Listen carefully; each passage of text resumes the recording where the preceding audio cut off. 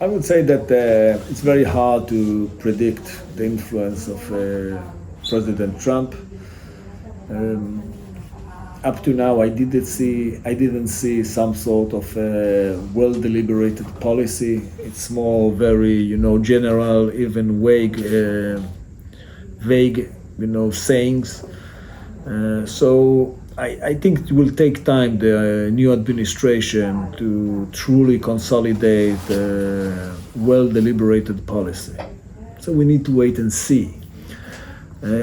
I would say that what is absolutely clear is what are the true interests of Israel, not necessarily represented by this current government. We want all the hostages back tomorrow morning. And if you're asking me, we need a new deal, not the current one. And by the new deal, we need to free all the hostages, without exceptions, as soon as possible. Let's say in 2 weeks frame time.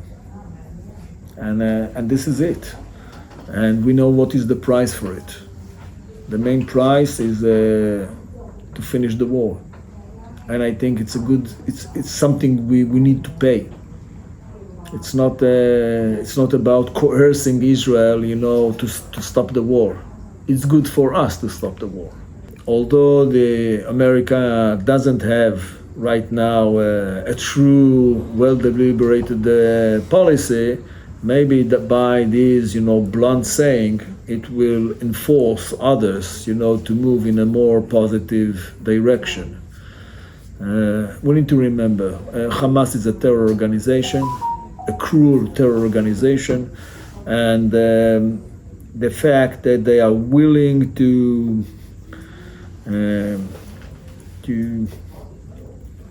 not to fulfill the current agreement, this is a very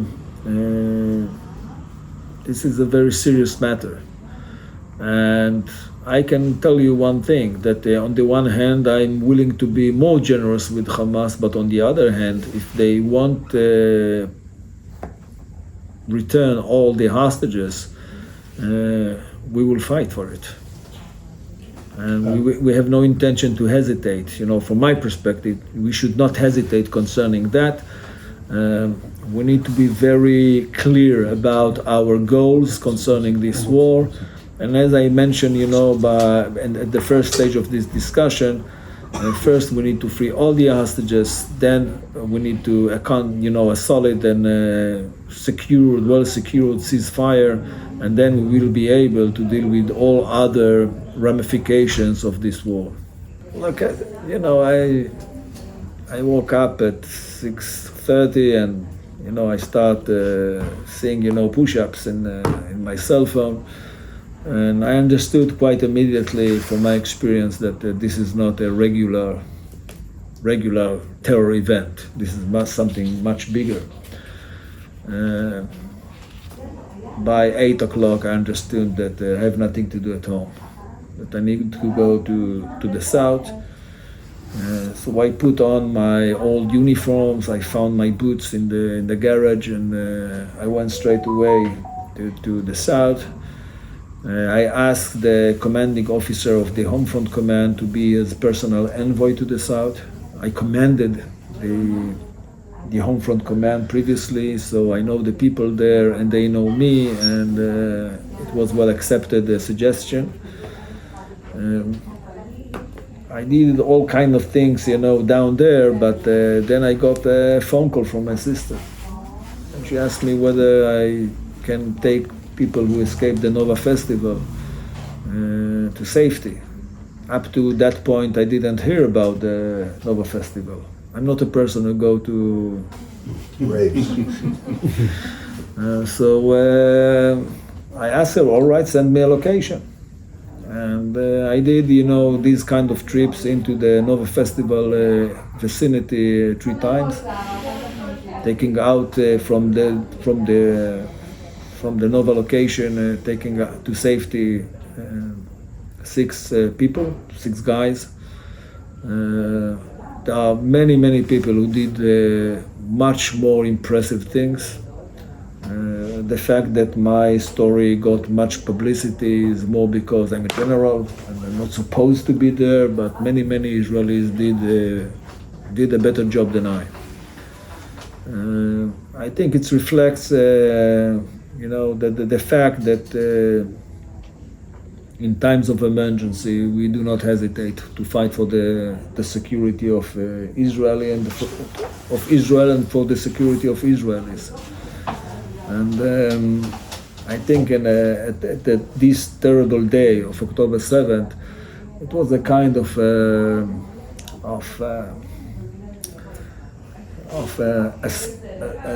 a spot of light in the darkness of that day.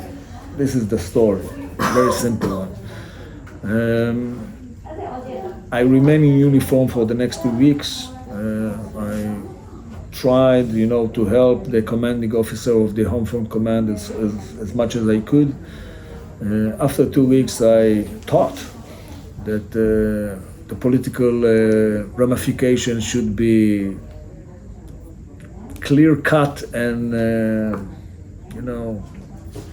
and very close in time. And unfortunately, I discovered that,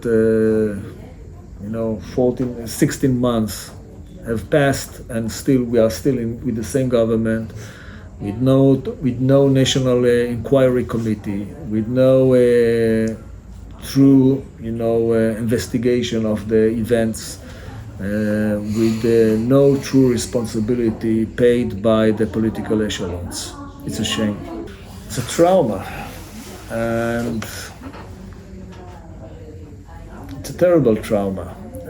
The last trauma which truly influenced the destiny of Israel is the Yom Kippur War. Unbelievably, it's about October 6th. So the day after, we got exactly 50 years later, another trauma. Trauma is a bad thing for a nation. It's in many ways, it's blocked the ability to think rationally about our destiny. So the political challenge we have right now is huge. Is to overcome the trauma. Is about overcoming the anxiety, the fear, the hate of the trauma, caused by the trauma. And I think that the true Zionist answer should be a positive one, optimistic one. It's about rebuilding the nation. It's about recovering the enveloping area around the Gaza Strip. It's about recovering the area along the northern border to make both these regions national projects for the next 10 years in order to give the best, working place, education system, health system, and so on and so on. It should be the most prosperous regions in Israel from here to eternity. That's in my mind, this is the right Zionist answer.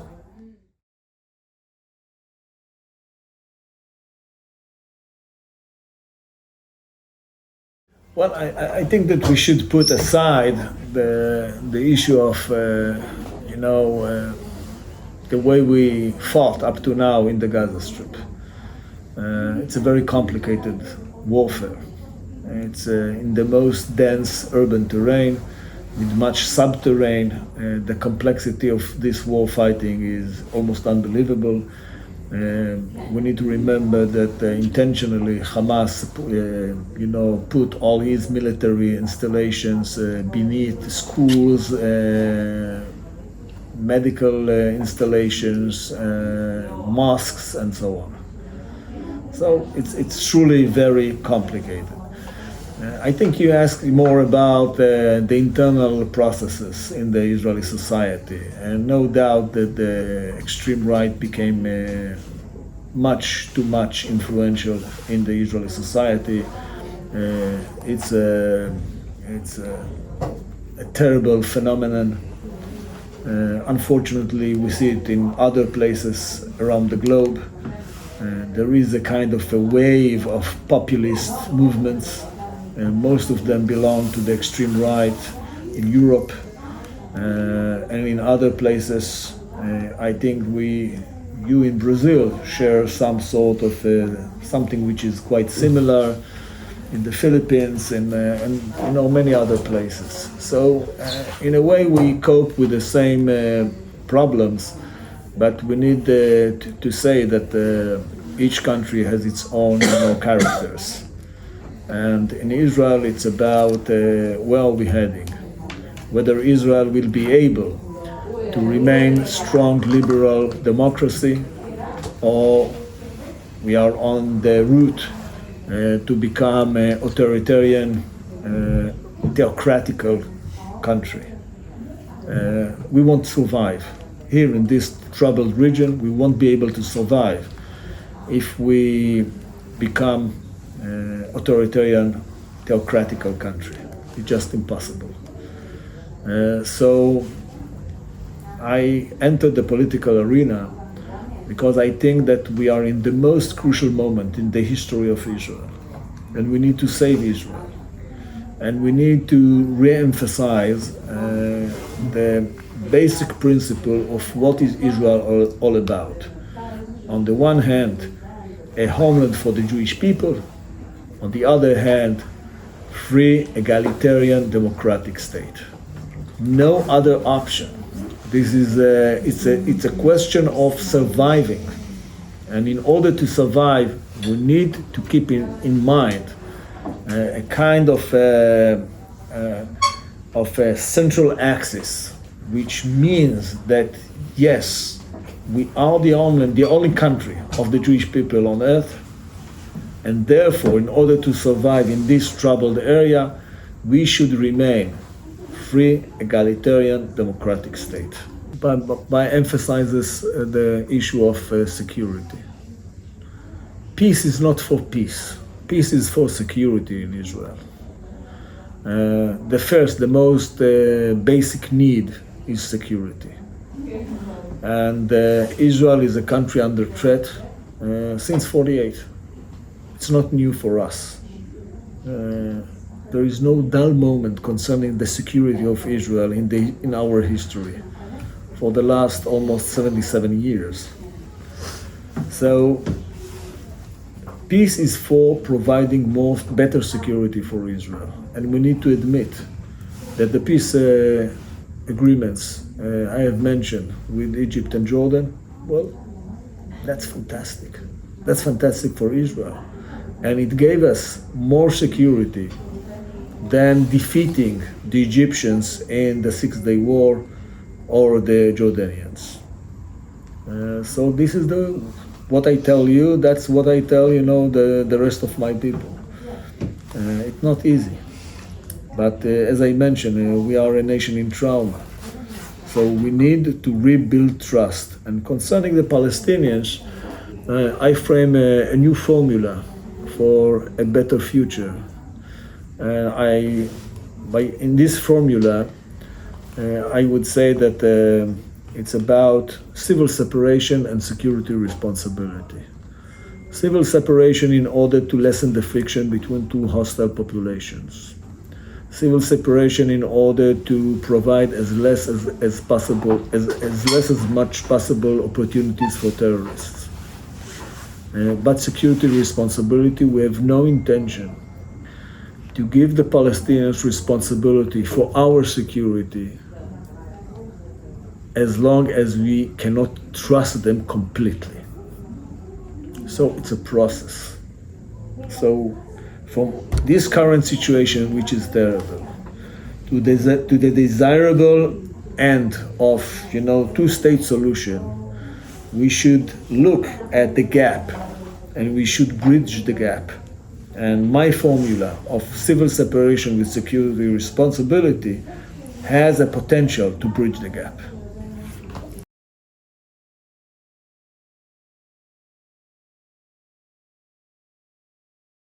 Yeah, I think that you are absolutely right.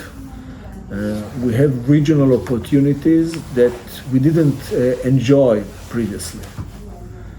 So therefore, yes, we should take this huge advantage cooperating with Saudi Arabia, with the United Emirates, maybe with other Arab countries. It could be Bahrain or Kuwait or other countries, in order to promote this reconciliation process. Yes, we should do it. And why it's so important? Well, first, Saudi Arabia is the most important Muslim countries on earth. So the basic stand of Saudi Arabia toward Israel, well, this is a very influential factor concerning the hostility in this region. And the second thing is the financial capabilities. No doubt, if we want to expand the deal, the future deal with the Palestinians and with others, the factor that there are countries who are willing to finance and to promote certain projects that could be a manifestation of cooperation in the region, well, this is also fantastic. If we will be able to reach, a better cooperation, regional cooperation, just think about it, Israel and Jordan could be transit countries for the Far East. Much cheaper than, going through the Suez Canal or, traveling around Africa. So it's really very important issue. We can shape the destiny of this region. And I think by this opportunity, why Iran is on the decline, we should think about what other options, positive options we have in the region.